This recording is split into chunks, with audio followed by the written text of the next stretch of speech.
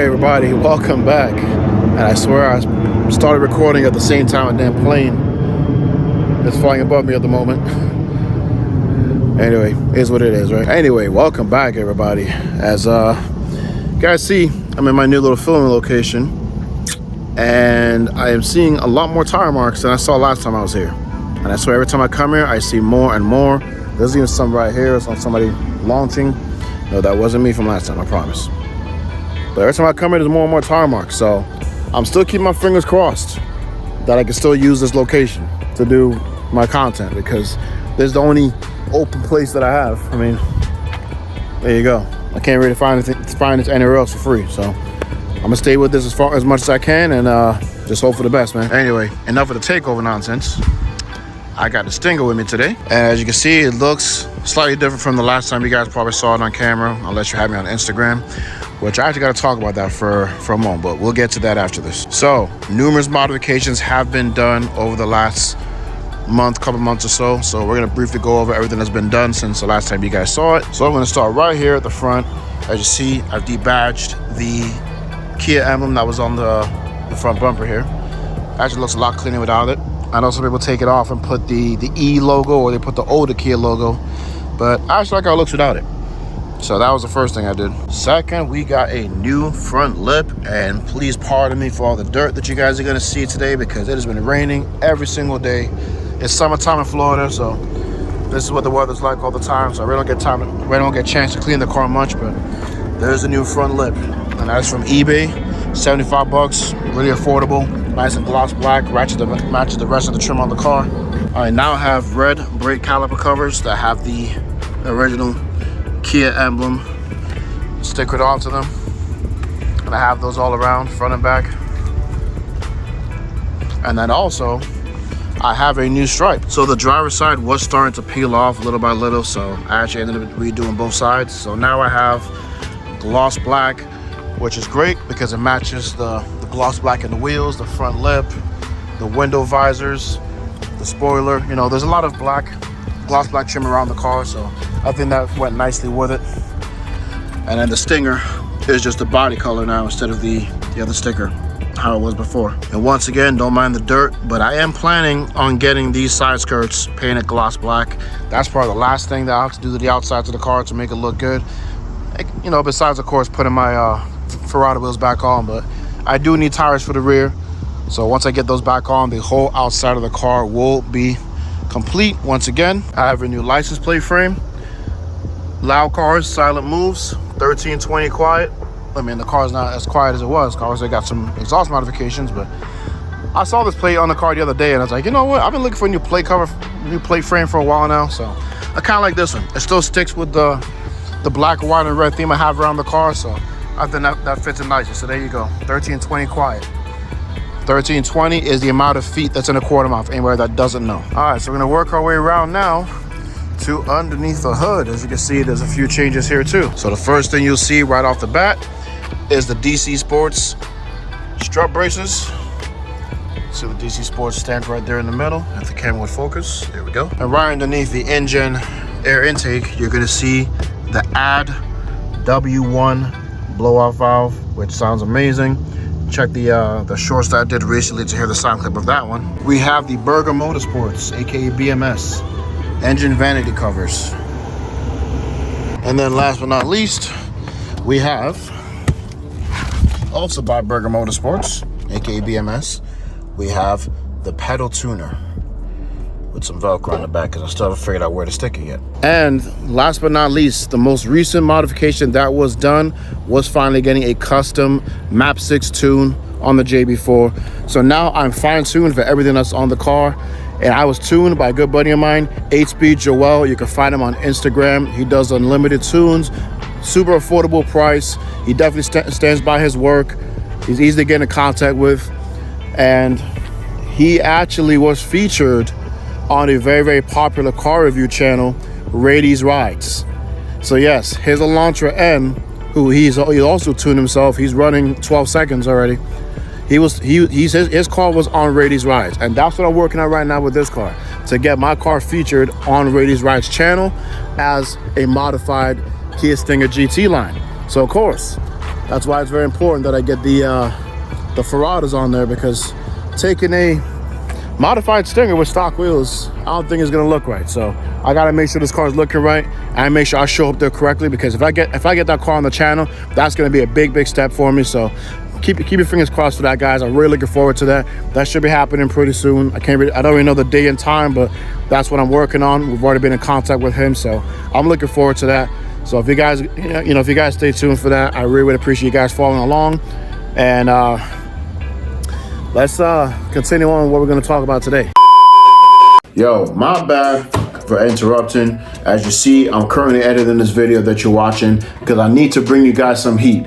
Acura TL 3rd generation enthusiasts, I'm gonna need y'all to come to the front of the congregation because I got some news for y'all. I got some heat coming for y'all. When I told you guys I was not done with the Acura TL community, I was serious. Look at this right here. I have been working closely with my guy right here at High End Creations, who is in the midst of developing the world's first 3rd generation Acura TL wide body kit.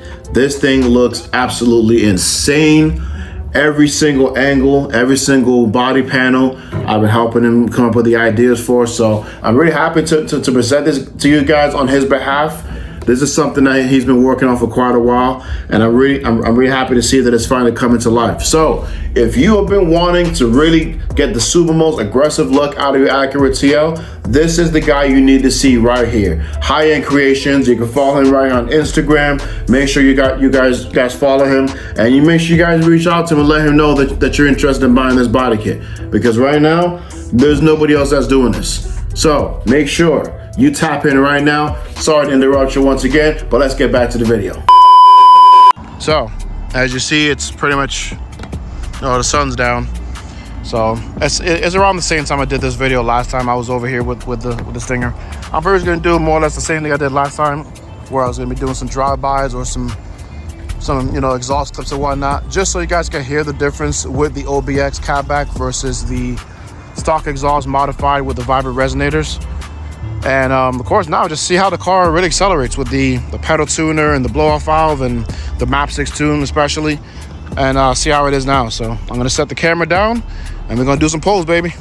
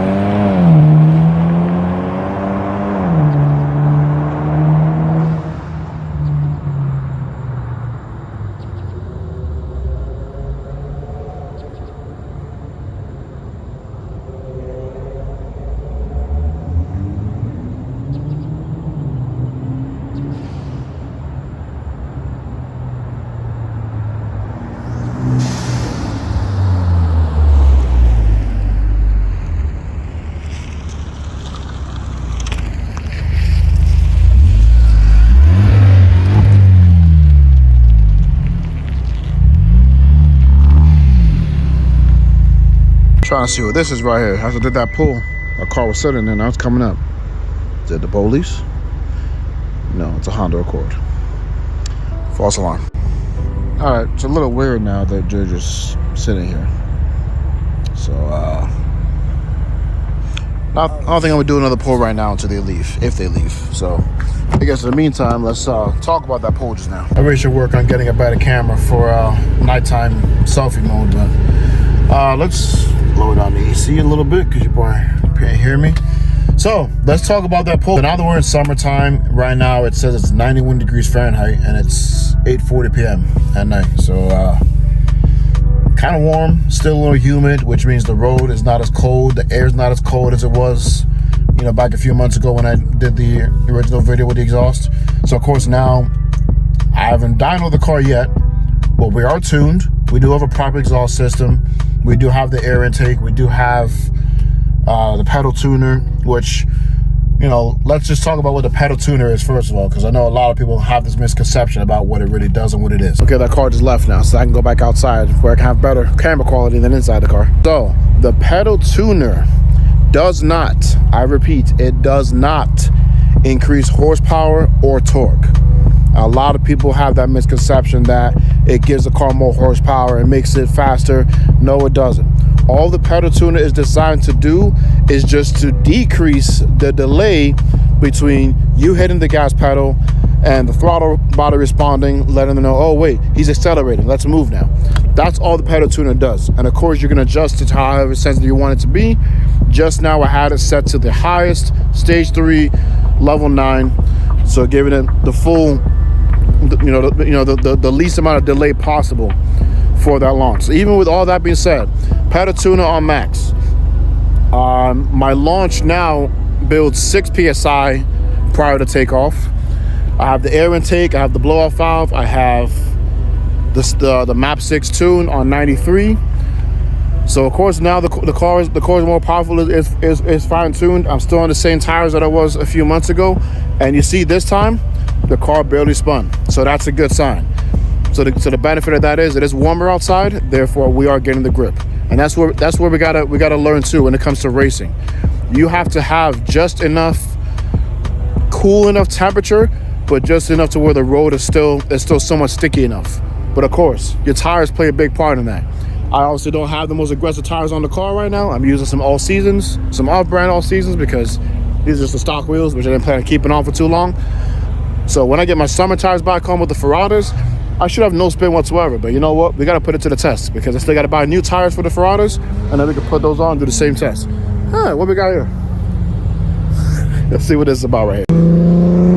Fast boy in infinity.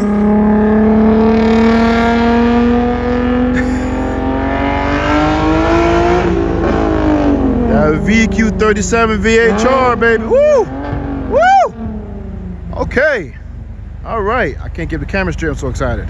And let me just tell y'all, for the VR and the VQ enthusiasts, the VQ is always going to be the best in terms of reliability. And it's the most high revving V6 you can get out there. And my girlfriend's Q50 has a VQ 37.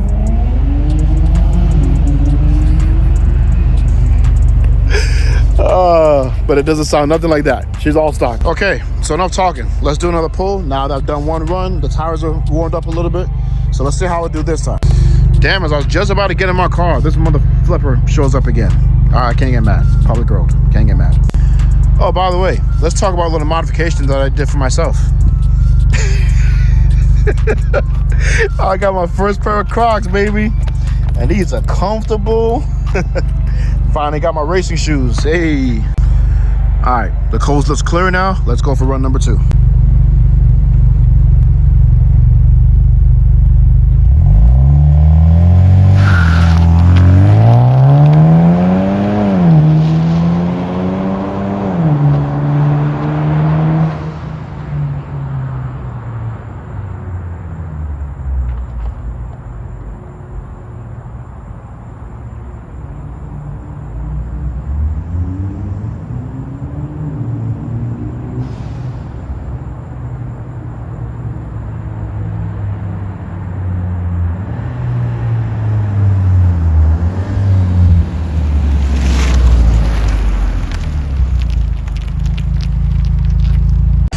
All right, so here's what I noticed about run number 2 after I rewatched the footage myself.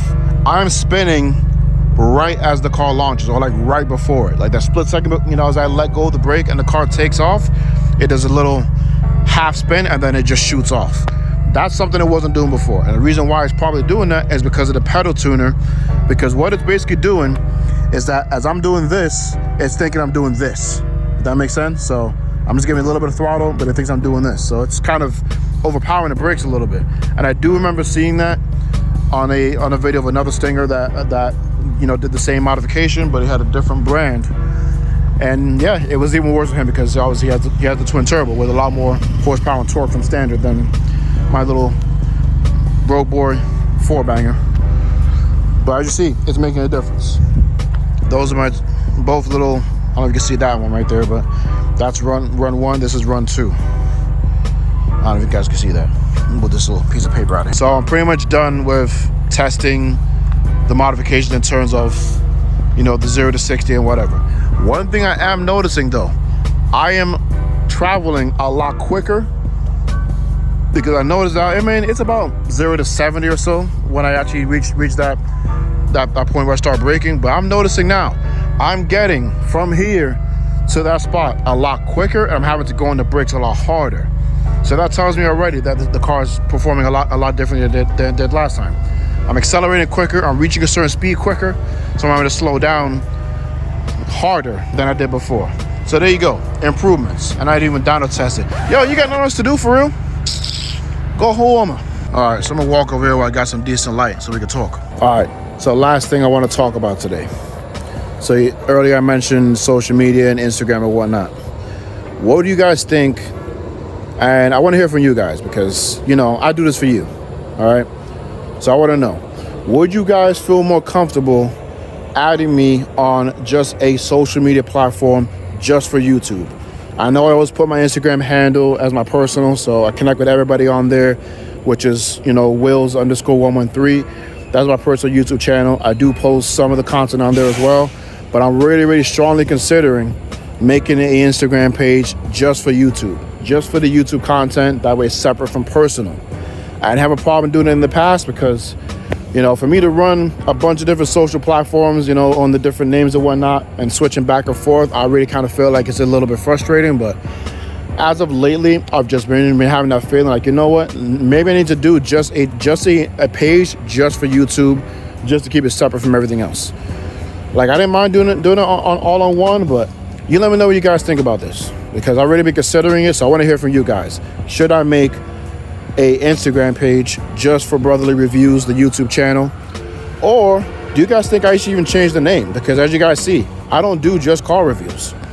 I do a little bit of everything. I do reviews, I do vlogs, I do DIYs, I do pretty much everything. It's all car related. So I've been thinking about that, and I've also been thinking about doing a like I said, an Instagram just for Brotherly Reviews. So you guys let me know.